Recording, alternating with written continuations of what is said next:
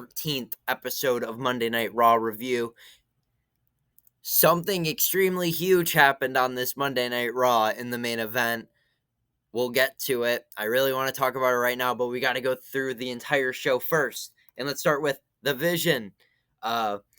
Seth Rollins, pretty normal Seth Rollins promo.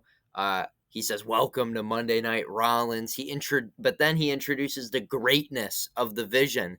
He goes through each one of them and explains how great they are. He introduces Paul, Braun, and Bronson. He's just, he's just having a blast out here. But then he kind of starts talking like his talk a little bit. He says that he doesn't need anybody. He beat Cody Rhodes, and like the Browns and Paul Heyman are kind of like, what is this guy talking about? But anyway, I think that they just took it as Seth Rollins being cocky, which he is. But the Vision, they're just chill promo. They have a lot of momentum right now. But let's go to our first match, which is Penta versus Dominic Mysterio for the IC title. This was a fun match. I liked it a lot.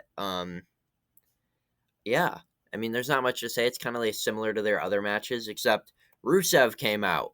Rusev is then immediately taken out by Penta with a outside of the ring dive. And Dominic was ready to run, but instead, after he sees Rusev got taken out, he grabs the ring bell hammer. He then distracts the ref because he also has the belt.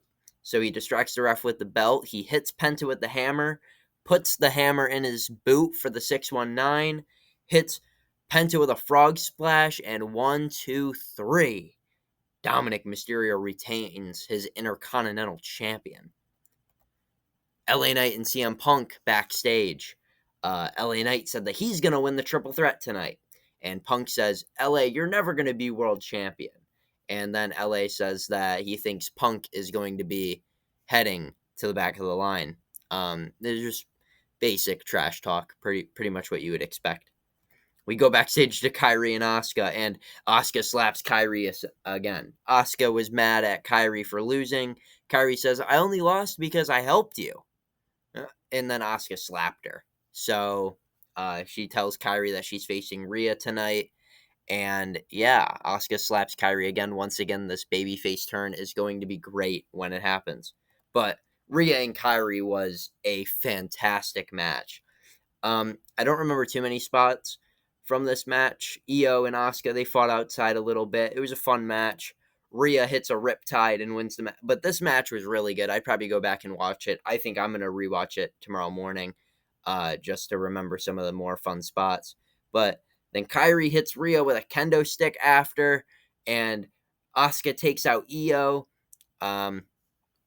Rhea's then going to attack Asuka on the announce table, but as you can see, Rhea gets laid out, and Asuka and Kairi are standing tall. I'm glad that this feud is continuing, so now I'm very confident that this is going to be the core of the War Games match, and I'm very excited for it. I love these four. All four of them are amazing. We go backstage to the Usos. Jimmy brings up how they helped Roman. They're like, man, we helped Roman, and he's still mad at us. And Jay's like, well, Roman, he only looks out for himself. But then Jay says, and maybe we should be doing the same thing. That kind of threw me off guard. We know Jay is kind of doing this tribal chief-esque character, and Jimmy says, well, fine. Since you don't want to help me anymore, I'll handle the Bronson business by myself. And that doesn't go well. Bronson Reed, Tsunami's Jimmy. This was nothing special in this match. It was Jimmy.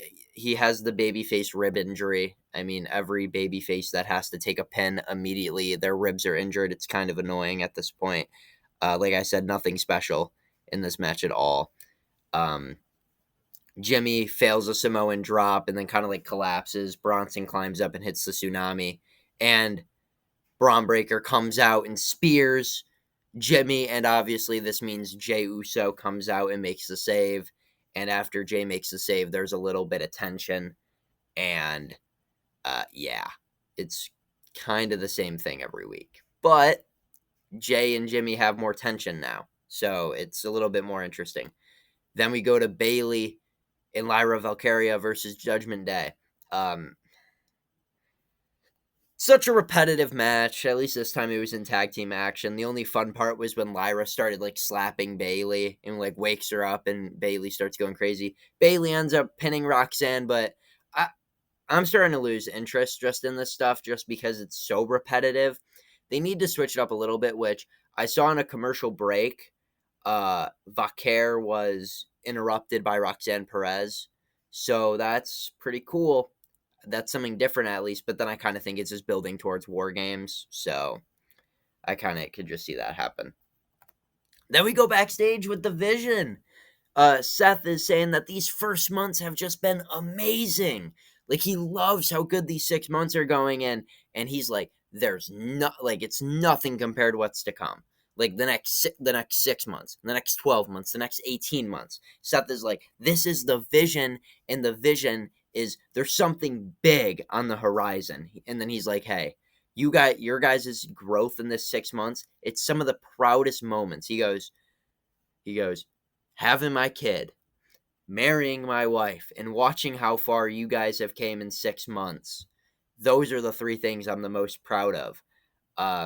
Like Paul and Bronson, they're loving it, but then Braun Breaker's kind of like, I feel like he's still like thinking about Seth, that he's teasing something.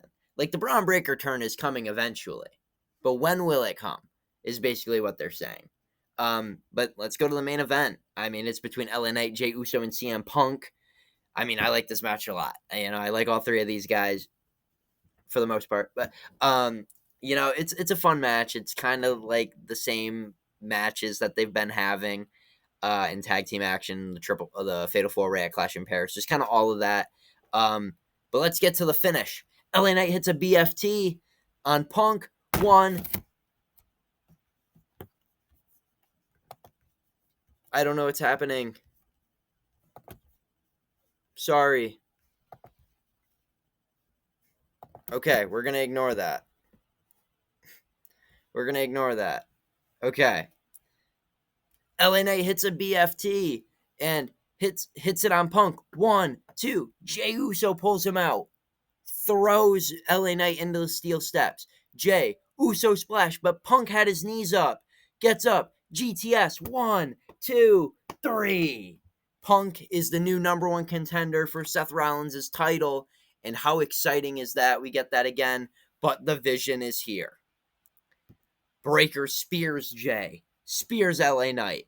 And then the Bronze beat down CM Punk like crazy. They're just yelling at Punk. Seth's that he'll never have his belt. Breaker spears Punk. Tsunami on Punk. Seth continues to yell. The Vision is standing tall. The WWE logo pops up. I mean, the Vision has the most momentum they have. And then Braun Breaker spears Seth Rollins lifeless, and the Vision is dead.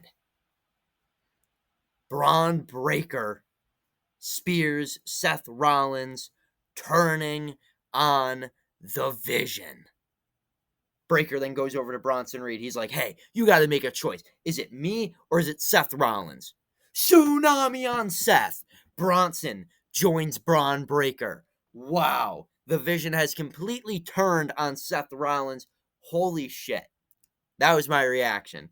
Like, what? Breaker then goes to Paul. You got to make a choice. He chooses the Bronze. And the Vision and the future of WWE has never been more clear than Braun Breaker holding that World Heavyweight Championship. Thank you guys for coming to my Raw review. What an ending. I hope Seth Rollins isn't injured too bad. I've seen the rumors about that they did this turn way sooner than expected because of Seth Rollins' injury, but I will never trust another Seth Rollins injury again. But, the Vision is clear. See you next time.